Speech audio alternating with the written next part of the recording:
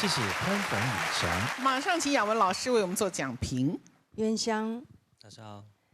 你的歌声呢非常特殊，你是属于唱歌用感的，然后有点闷闷的那种音色，这样子的音色只要唱感情歌拢足有气氛的，整首歌听起来足温柔的，足互人入歌的。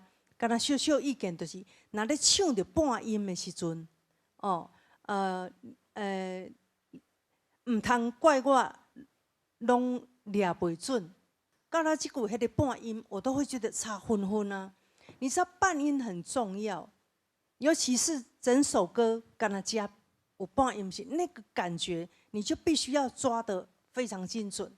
那我也会建议你，你能不能再练习其他的共鸣点，让自己的声音有时候能够像今天这样子温柔，包含着的也有开阔的，你去试试看，你的歌路会更广。远翔，老师好。远翔唱歌很不错，你的声音很好听。谢老师。对，那因为你今天选这个歌，这个歌是属于比较，应该说比较有气质的歌，它是一个3拍，然后比较温文儒雅一点的歌，所以在比赛上面，他原唱二姐她其实在副歌的时候，她张力其实张得蛮大的。好，那你就是顺顺把它唱完，我觉得就是稍微可惜了一点点，但整体来说我觉得还不错。